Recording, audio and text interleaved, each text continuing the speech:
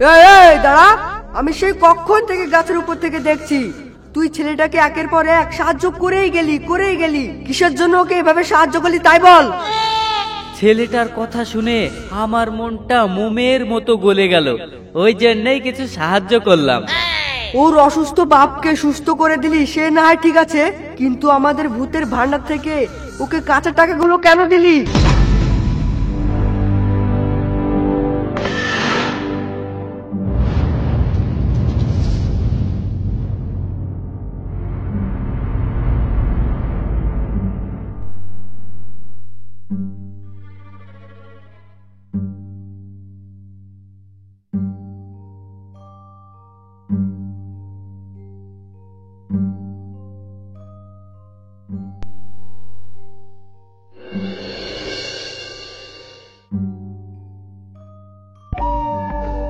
সোহান, এই সোহান, সোহান কোথায় গেলি রে? রোজ এই একই কাজ, আমার আর ভালো লাগে না। স্কুলে যাওয়ার টাইম হবে আর আমাকে ওকে খুঁজে বেড়াতে হবে। সোহান, ওই দেখ তোর মা তোকে খুঁজতে খুঁজতে এদিকে আসছে। তাড়াতাড়ি তুই বাড়ি পালা, না হলে ধরতে পারলে তোর পিঠের চাল তুলবে। সোহান কই রে সোহান? হ্যাঁ তাই তো রে, আমি পালালাম, তোরাও পালা। সোহান, এই সোহান, সোহান, এই দাঁড়া দাঁড়া, কোথায় থেকে ওইভাবে ছুটে আসছিস? দাঁড়া, না হলে হোঁচট খেয়ে পড়ে যাবি। কোথায় থেকে আসছি বলবো, তুমি আমাকে বকবা না তো? যদি বকো তাহলে মিথ্যা কথা বলবো, আর যদি না বকো তাহলে সত্যি কথা বলবো। না বলবো না, সত্যি করে বল। আমি রায়হান আর মাসুম ওদিকে খেলা করছিলাম, দূর থেকে শুনতে পাচ্ছি তুমি আমাকে ডাকছো। তোমার যা হাংরা গলা, তুমি আমাকে মারবা বলি ভয় আমি এইভাবে পালিয়ে যাচ্ছি। অত ভয়? তাহলে স্কুল যাওয়ার টাইম হলে এমনি এমনি পালি পাড়াস কেনে? চল বাড়ি চল।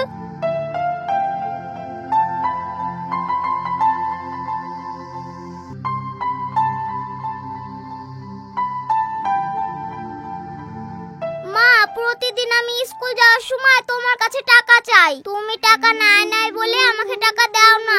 আজ কি 5 টাকা দাও না? টাকা না থাকলে আমি কোথায় থেকে দিব বলতো? তুই দেখছিস নি সংসার চালাতে গিয়ে আমার দাঁতে খির লেগে যাচ্ছে। তোর আব্বা যদি ভালো থাকতো তাও না হয় হতো, তোর আব্বা তো ঘরে পঙ্গু হয়ে পড়ে আছে। আমি কত কষ্ট করে সংসারটাকে চালাচ্ছি, আবার তুই যদি পয়সা চাস তাহলে আমি পয়সা কোথায় থেকে দিব বল? আমার কাছে পয়সা নাই, তুই এমনি স্কুলে চলে যা।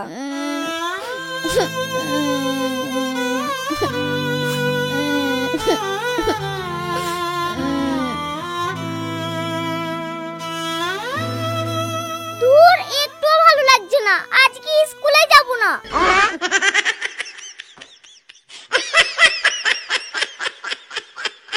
কি রে সোহান, স্কুলে যাবি না নাকি? তাই ওইখানে বসে আছিস? না যাব না, তুই যা। যাবি না? দাঁড়া, আজকে স্কুল থেকে বাড়ি গিয়ে তোর মাকে বলবো তুই স্কুলে না গিয়ে ঘাটের ধারে বসেছিলি তা। এই তুই এখান থেকে সর, বেশি জ্বালালে মেরি মাথা ফাড়ি দেবো। ওরে বাবা রে, আজকে আবার ওইভাবে রেগে যাচ্ছে কেন? আমি এখান থেকে পালাই।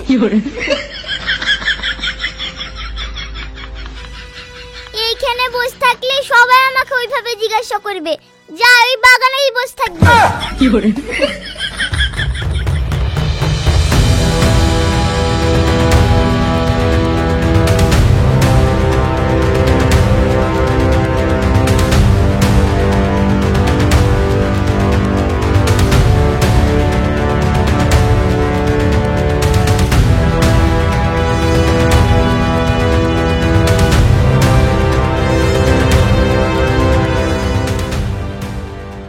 আল্লাহ, তুমি আমাদেরকে এত গরিব করেছো, মার কাছে 5 টাকা চাইলাম তাই দিতে পারলো না। আমার সঙ্গে যারা স্কুলে পড়াশোনা করে সবাই পয়সা নিয়ে যায়, টিফিনে এক কিনে খায়। ওদের খাওয়া দেখে আমারও কিছু কিনে খেতে মন চায়, কিন্তু মার কাছে টাকা চাইলাম, মা দিতে পারলো না। আল্লাহ, আমরা আর কতদিন এইভাবে গরিব হয়ে থাকবো? আমার কষ্ট কি একটুও তোমার জানে ধরে না? ওদিকে আমার আব্বা ঘরে পঙ্গু হয়ে পড়ে আছে। আব্বা যদি সুস্থ থাকতো তাও না হয় ঠিক ছিল, মা একা কষ্ট করে কিভাবে সংসার চালাবে? এ আল্লাহ, আমাদেরকে কোনো উপায় বার করে দাও যাতে আমরা একটু সুস্থ থাকতে পারি, সুখে থাকতে পারি।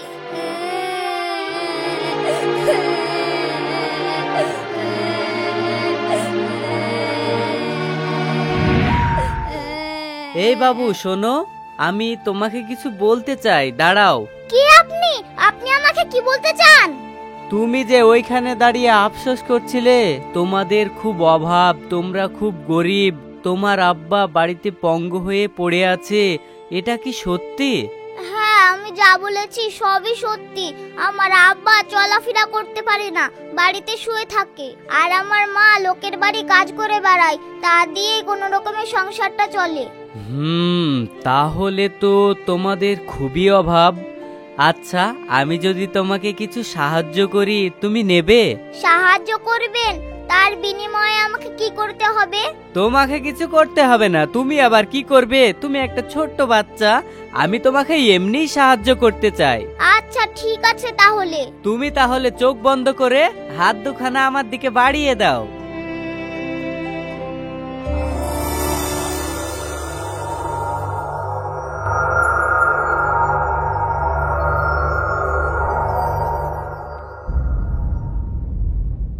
এগুলো কি? পয়সার মতন লাগছে, কিন্তু পয়সা তো না। এগুলো হলো কাঁচা টাকা, ওই জন্যই তুমি চিনতে পারছো না।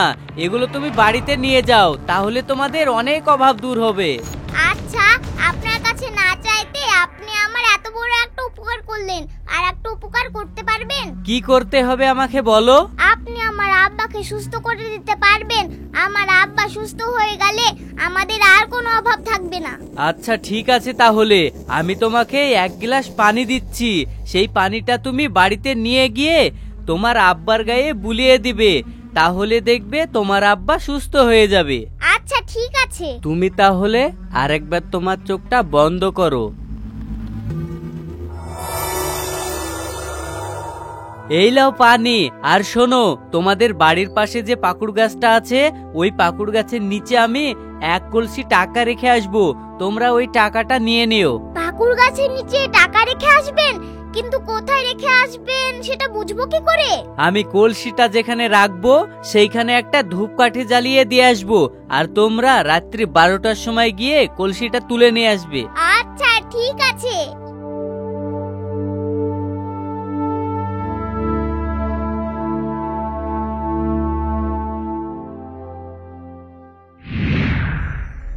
এই দাঁড়া, আমি সেই কখন থেকে গাছের উপর থেকে দেখছি তুই ছেলেটাকে একের পর এক সাহায্য করেই গেলি। কিসের জন্য ওকে এভাবে সাহায্য করলি তাই বল। ছেলেটার কথা শুনে আমার মনটা মোমের মতো গলে গেল, ওই জন্যই কিছু সাহায্য করলাম। ওর অসুস্থ বাপকে সুস্থ করে দিলি, সে না হয় ঠিক আছে, কিন্তু আমাদের ভূতের ভান্ডার থেকে ওকে কাঁচা টাকাগুলো কেন দিলি? তুই তো মানুষের ক্ষতি করে বেড়াস, একবার উপকার করে দেখ কতটা সুখ পাওয়া যায়। আমি তো শুধু মানুষের ক্ষতি করার ধান্দায় ঘুরি, উপকার করার ইচ্ছা আমার নাই। তাহলে যা, তোর যা কাজ তুই করে বেড়াগা। ঠিক আছে, তুই যার উপকার করলি আমি তার ক্ষতি করার জন্য যাচ্ছি। কিভাবে যে ক্ষতি করব তুই নিজেও টের পাবিনি।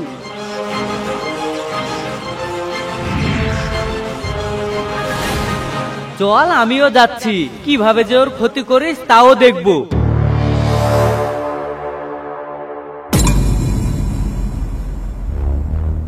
কি রে সোহান, গিলাসে করি গিলি যাচ্ছি? চাচি, গিলাসে কিছু নাই, পানি আছে। পানি? কমনেকার পানি? কি পানিও? এমনি পানি। তোমাকে এখন বুঝাতে পারবো না, পরে বলবো।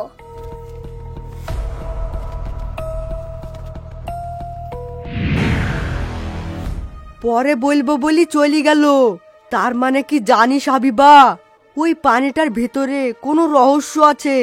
যা, তুই ওর পিছু পিছু যা, রহস্যটা কি ভালো করে জেনে আয়।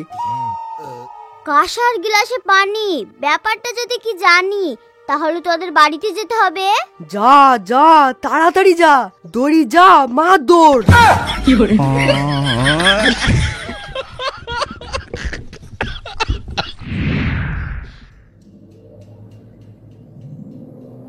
কি রে, তোর তো এখনো স্কুল ছুটি হওয়ার টাইম হয়নি, তাহলে বাড়ি চলে আসলি যে? আর তোর হাতে কাঁসার গিলাস তুই কোথায় পেলি? কি আছে ওই গ্লাসে? মা এই গ্লাসে পানি আছে। স্কুলে নাকি কেমনে কর কি পানি লি বাড়িতে এসছি, দেখ তোর পানি কিভাবে ফেলি। মা এই পানিটা ফেলো না, এই পানিটা আমাদের উপকারের জন্য এনেছি। এই পানিতে আমাদের আবার কি উপকার হবে? এই পানি আব্বার গায়ে বুলিয়ে দিলে আব্বা সুস্থ হয়ে যাবে। হ্যাঁ তাই নাকি? দে তাহলে আমাকে দে, তোর আব্বার হাতে পায়ে মাখিয়ে দি।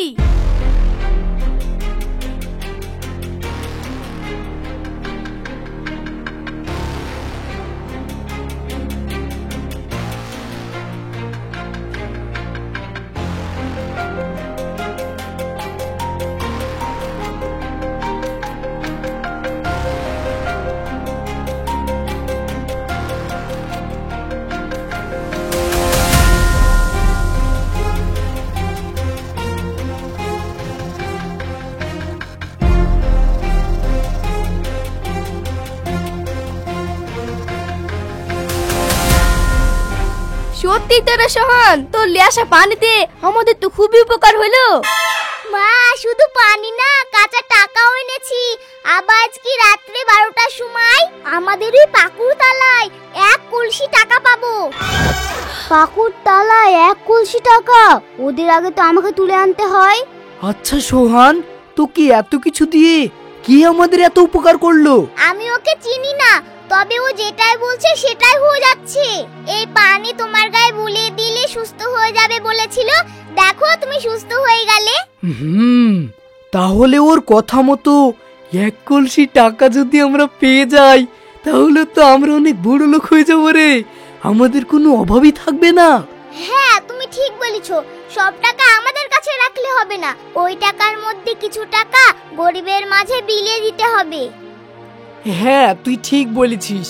আমার মতো অসহায়কে যে সাহায্য করেছে, তার মতো আমিও অসহায়ের পাশে গিয়ে দাঁড়াবো, আমিও তাদেরকে সাহায্য করব। টাকা পেলে তো তোরা তুলে নিয়ে আসবি। দাঁড়া সন্ধে লাগু, তোদের আগে গিয়ে আমি টাকাটা তুলে নিয়ে আসবো।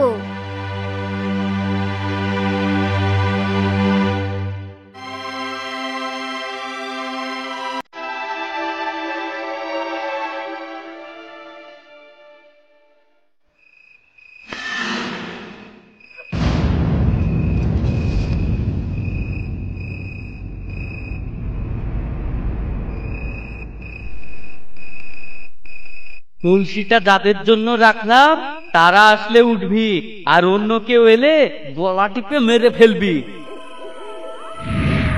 আরে সর্বনাশ, এই কলসিটাকে যা আদেশ দিচ্ছে, আমি যাকে পেছনে লাগিয়ে দিয়েছি সে যদি এখানে আসে তাকে তো মেরেই ফেলবে।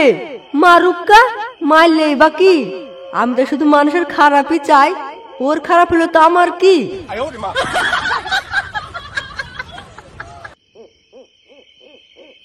12টার সময় ওদেরকে যেতে বলেছে, 11টা বেজে গেছে।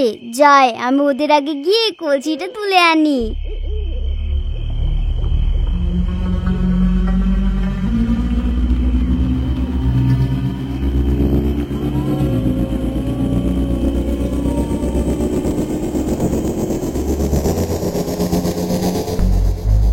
গাছটা তো অনেক বড়, কলসিটা কোথায় আছে কি করে খুঁজবো? যাই গাছটার চারিপাশটা একটু ঘুরে দেখি।